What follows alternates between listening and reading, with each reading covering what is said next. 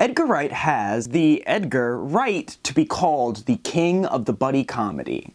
His run with Simon Pegg and Nick Frost of zombie thriller Shaun of the Dead, action mystery Hot Fuzz, and sci-fi conspiracy The World's End all shared only a focus on buds being buds. He's gone on to do a ton of great stuff. He did Scott Pilgrim in between Hot Fuzz and The World's End, and then afterwards released Baby Driver, Last Night in Soho, and The Running Man. But these three films, dubbed the Cornetto Trilogy, are what provided Wright the key to all of his fans' houses. You heard me right, all of us real ones love Edgar so much we mailed him our house keys. We love the matching cuts, musical choreography, visual gags, and on and on and on. And since I've been covering friendship a lot this year, my brain decided to pull me away from a much more serious video about something probably, over to these three films and the way they depict three different types of friendships. Because when I first saw Hot Fuzz, as much as I ate everything up about the making of it after I had watched the film, what really took me originally was just the dynamic of the main duo. So it struck me when I was watching the other films for the first time how different the duos were.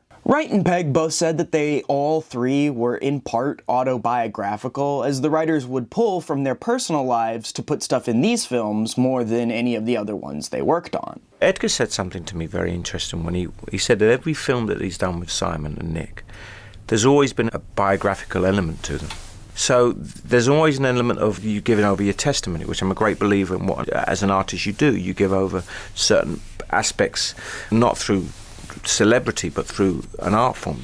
And you can definitely feel that, because the details of the friendships in each movie and the way that the dynamics are so complicated, I feel like it's something that you can only do if you're pulling from your actual relationships. And that focus on friendship wasn't an accident, as Nick Frost and a lot of the rest of the cast of each film would talk about how important the main dynamic was to the overall themes and stories on the behind-the-scenes videos. If I can simplify it bluntly just to get us rolling, I'd say that Shaun of the Dead was about a lifelong friendship, Hot Fuzz was about a new friendship, and The World's End was about a lost friendship. I decided to go back and figure out exactly how these dynamics work in order to add to my ever-growing base of knowledge for pretend friendships. So I will, and I'll call it Edgar Wright and Your Three Best Friends. No, actually Pegg played a lot into the stuff I'm going to be talking about. He was the co-writer, and this is mostly focused on the writing, so I guess I should call it The Blood and Ice Cream Trilogy and Your Three Best Friends.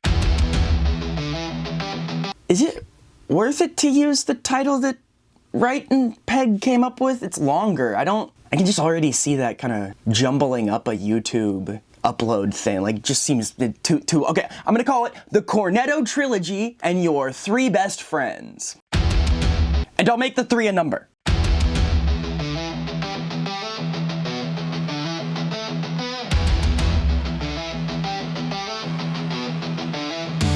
Shaun of the Dead was about Shaun, who had to face the realization at the end of the world during the zombie apocalypse that his biggest problem was still that his personal life was rotting away. And he thinks, right, I've really got to sort everything out. I've got to sort out my relationship with my mum. He's going to sort his life out with his girlfriend. He's going to get himself together. It just so happens all that takes place around the full-scale invasion of the living dead. Shaun didn't want to move on in his life. He just kind of wanted life to move on around him. But when what was around him started trying to bite him, he decided that it was a chance to become a new person, a take charge kind of guy, even if the charge was only like 15% going in. Ed and he literally spitball the entire movie at the beginning, and it just goes to show how hastily put together Shaun was and how much he still had to learn about what it means to take control of a situation. take car, go to Mum's, kill Phil, grab Liz, go to the Winchester, have a nice cold pint, and wait for all this to blow over. Simon Pegg referred to Ed a lot in the film as the specter of Shaun's apathy. He lives with his best friend, who is the kind of spectre of his apathy in a way, his old mate Ed, who's just a complete waster. As his lifelong best friend, Ed represented everything Shaun's life had added up to at that point. A late night and a hungover morning on the couch. Both characters are kind of stuck in their early 20s when they're actually tickling 30. They like closing down the same bar every night, they're both prone to upsetting people through sheer laziness, and both of them basically only do the bare minimum required to get them through their day-to-day lives. Ed was the kind of roommate that would get a whole TikTok series made about him these days, and the nicest thing that Shaun did in the beginning of the movie was purchase flowers for his mom. Emphasis on purchase. He never gives them to his mom. He tries to give them to his girlfriend, and then his mom found them in a garbage. Come on, Barbara. Leave those. I think they're for me. But where Ed seemed mostly satisfied with his lifestyle, Shaun was acting like he was always one step away from becoming a different, better person. He wasn't particularly driven by anything, but he wanted to change and grow up so that he could fit in his relationship with Liz, who was ready to do more with her life. Then, the zombie apocalypse only exacerbated Shaun and Ed's differences. What do you mean? Well, you guys hardly get on, do you? No, what does exacerbate mean? Shaun was kind of hoping that he could be like Coach from Left 4 Dead 2, but Ed was perfectly fine handling this situation like they'd handled every other situation in their life. And after everybody in the movie is sort of blaming Ed for Shaun being not as good as he could be, and kind of just piling on to Shaun about his friendship with Ed, Shaun finally snaps and yells at Ed himself that he is holding him back. Spent my entire life sticking my neck out for you, and all you ever do is fuck things up. Fuck things up and make me look stupid. Well, I'm not gonna let you do it anymore. Not today! The scene was really well put together because it captured the feeling of finally exploding on somebody in a moment of tension and saying things that you might not even think. In part because Shaun and the audience both knew at this point that Ed wasn't really what was holding Shaun back. Don't get me wrong, Ed's carelessness and abrasiveness made all situations he was in harder, both before and during the zombie apocalypse. But a lot of Shaun's major problems in the film, like his relationship with Liz and his problems with his stepfather, wouldn't have been resolved if Shaun just stopped being friends with Ed. Ed wasn't a cause of Shaun's immaturity, he was a reflection of it. Ed wasn't forcing Shaun to do anything, he just gave him an excuse to, and that's how it can feel when you're in the same space as somebody, like you can only ever move forward or backward together, like a three-legged race. Then when you haven't moved forward in a long time, it can be easier to blame the guy who already sat down and gave up 15 minutes ago instead of just untaping your legs and moving forward. Also kind of like a three-legged race, except for you get disqualified. In the end, it was up to Shaun to grow up, though, and it did mean that his relationship with Ed was going to have to change because he couldn't get away with doing the things that they always did together. But even if Shaun was trying harder for himself and his girlfriend, that didn't mean he couldn't go visit his best friend and spend the day with him as he rots away playing video games on the couch. I just got the metaphor. Hot Fuzz saw big city pig Nicholas Angel move to a smaller pen where there just might be a lot more mud to snorkel. Angel was a workaholic whose personal life was essentially a single houseplant until he partnered up with Danny Butterman, a no-nonsense cop by nepotism that adores Angel. Their dynamic had a spotlight in this movie as the place where a love interest would usually be in a Cornetto film, Liz and Shaun of the Dead, and Oh Man's sister. Oh man, I just watched these movies. Sam in The World's End. That love interest spot was written out in this movie. They had someone for Angel to date early on in the writing process, but they took her out of the movie and gave all of her lines to Danny. In a weird way, kind of like the very manly romance as well. There was a female character called Vicky who was kind of like Angel's girlfriend in Sanford. But we realised that it was actually fairly arbitrary, really, and the real love story was between Angel and Danny, so we cut her. It reminded me of Jamie Gold's article, How to Portray Strong Friendships, which I read for my video, This Is My Partner, in which she talked about how a good way to write a dynamic friendship is to write it a lot like a romantic relationship. I like that Wright and Pegg basically backed their way into that here. I just want to be good at what I do. You're good at what you do.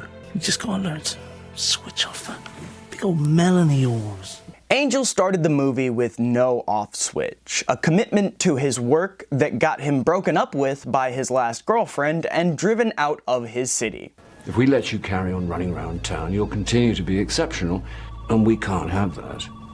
You'll put us all out of a job. Pretty much everybody points out that he needs to chill all throughout the movie, although, to be fair to Angel, a lot of the people in the town were only trying to lull him into a false sense of security so that they could murder people in, like, peace. But you can only use the old "there's a league of murderers secretly out to kill everybody" excuse for so long. It's a character flaw. Danny, on the other hand, had absolutely none of the discipline. In fact, Angel only finds out he's a cop after arresting him for drunk driving into Angel. But after they were consistently paired together, Angel started to realize that they shared a passion. I think with a little deliberation we can figure out what links these deaths.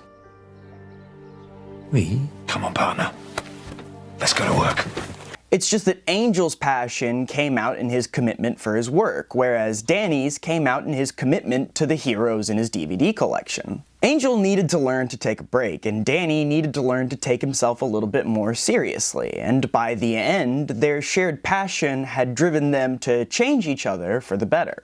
Angel accepted a lower stakes job in order to stay closer to his new best friend, and Danny took the job a lot more seriously and got a lot more respect from his co-workers as a result. It's probably my favorite movie of all time, and that has a lot to do with the story being about a friendship but presented as a sort of rom-com mystery thriller. Although in real life there's probably a pretty clear distinction between a new love and a new friend, I feel like this film did capture what it's like to meet your next best friend. That feeling of believing that you know what life is and that you have it all figured out until you meet somebody who thinks exactly like you but goes about it in a completely different way. It's exciting when you kind of know somebody's going to have a lasting impact on your life and you're only just getting started. And Angel and Danny probably could have gotten 100 sequels just so that we could see them work together over and over again. He's in the freezer. Just say cool off. No, I didn't say anything, actually. There was a bit earlier on that you missed when I distracted him with the cuddly monkey, and then I said playtime's over, and I hit him with the peace lily. You're off the fucking chain! They don't need to, though. I've got to be careful. Execs are green-lighting things if you sneeze wrong these days. The World's End rounded out the trilogy with the story of Gary King, the King Arthur of getting hammered. He gathered his high school friends up to try and attempt a pub crawl they failed in their teens, including his ex-best friend, Andrew Knightley. You have a friend here to see you. No, I don't. Pegg said they were trying to give Nick Frost a chance to be more than a foil this time around. So while the focus is still mainly on Gary King, Andy gets a lot of the emotional arc tuned with him. You know, Nick's a really good actor, and we didn't want to just have him be the foil all the time, you know, and so Andy is much more of a complex character, you know. He starts out hurt and serious and devolves as the night goes on into something more like he was when he was younger, and so it's a different dynamic as well between Nick and I. He began the film in essentially the opposite position to Gary, and the one that I think a lot of people watching might have respected. Andy hadn't seen Gary nor drank any alcohol since he got in a drunk driving accident and got a DUI as Gary was ODing in the back seat. Gary got up and ran away and avoided the same trouble that Andy got in, so Andy's a little bit hurt. Gary lured him back into their old dynamic, though, and that's how Andy found himself drunk once again at the climax of an alien invasion. And while the film supports the idea that Andy came on the pub crawl in part because he was hoping to get something out of it, it's worth noting that he also was told that Gary's mother died. That was a white lie. How is that a white lie? She's not dead, is she? Like, I don't think you're supposed to root for these two to stay friends. The dynamic was one of the many in the film that represented the idea that you can't escape the troubles of the present with the comforts of the past. We found out towards the end of the movie that Andy, who we thought was happily married, was actually recently left. We also found out that Andy's anger towards Gary had more to do with the fact that Gary failed to live up to his image as the rebellious leader. You let me down, man. You were Gary King. I would have followed you to the end. I fucking have. Andy left when he realized Gary couldn't lead him through life, but came back, in a sense, almost because he was hoping to be proven wrong. And because Gary lied about his mom dying. It was a much different dynamic from its predecessors, playing more on the feeling of wanting to see an old friend and relive the memories that you made with them, only to realize there's a reason that you stopped being friends. Andy finally seemed to be able to move on from his anger with Gary after he realized how hard Gary was struggling in his own life. Even though he knew that Gary was lying to everyone almost the entire time, only to try and relive a childhood dream, Andy still follows Gary through 3 bars when they're being actively hunted, just because he doesn't feel like he cannot. He wasn't capable of being the guy Andy thought he was, and Andy was right there with him anyways. At the end, he even admits to missing Gary once they're separated again. It's funny, but I miss him. Wonder if he misses me. Misses the boys. Gary learned to let Andy move on with his life, and Andy learned not to hold so much anger towards Gary and remember the past a little bit more fondly. Also, Gary got a robot Andy who probably liked him more. And in the end, isn't that how we all cope with the loss of friendship? The entire Cornetto trilogy understood the emotional breadth involved in writing friendships. And they did it thrice with 3 different dynamics. 4 rice if you count spaced.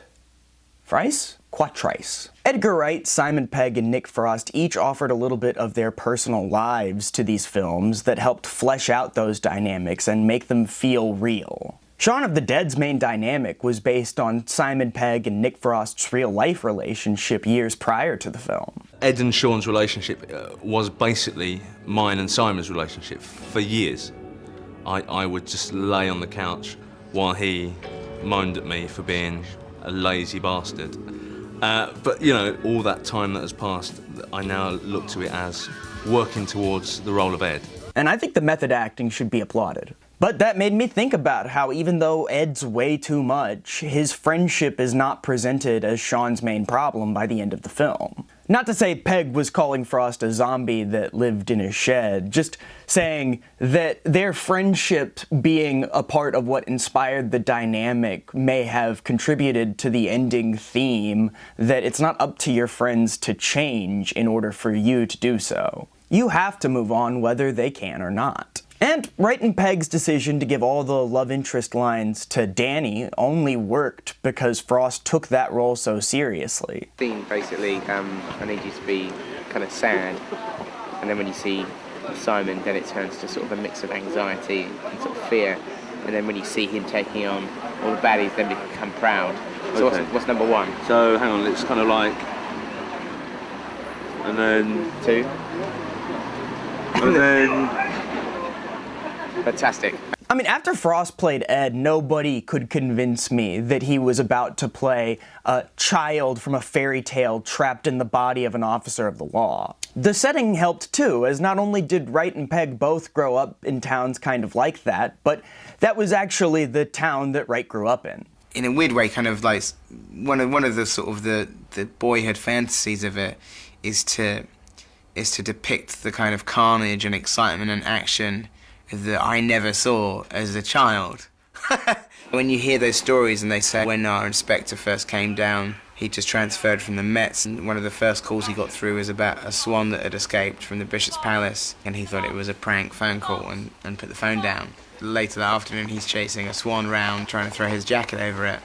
And so when you hear any of this like that, you're thinking, that's in. People might not think it was true, might think it was a bit broad, but that is a true story. It probably helped Wright and Pegg focus in on the earnestness in the script, as the sort of slow, boring nature of towns like that played heavily into Danny's transition into realizing that police work was boring but worthwhile. Finally, The World's End was pulled from a script that Wright had written at 21 years old, about a bunch of 21-year-olds going on a pub crawl. That makes sense. Partly it came from a script that Edgar had toyed with at a very young age called Crawl, about a pub crawl, but also about notions of going home to where you were from and it being very different. And we liked the idea that, it wasn't because you'd changed, it was because the town had changed completely. And how had it changed completely? Well, it had been overtaken by, alien robots. I think at that time it was simply that. He aged up the characters and added in the themes about nostalgia, but I think it's really cool that in this whole thing where the point is like, oh, you can't revisit the stuff that used to make you happy, he's using a script from a time when he was in love with the pub crawl, and he wrote a script about doing a pub crawl and all this stuff. Like, that was a very creative use of an old script. It's like Gary was trying to force the original script about a pub crawl to happen, and then Pierce Brosnan turned on his high beams. Pegg also wove in calls to his own struggles with substance abuse, which added authenticity to the scenes where the characters are talking about that. The conversation where Gary and Andy are talking about how you can be drunk if you're never sober is one of the best scenes in the entire trilogy, in my opinion. Mate, how can you tell when you're drunk if you're never sober? I don't want to be sober!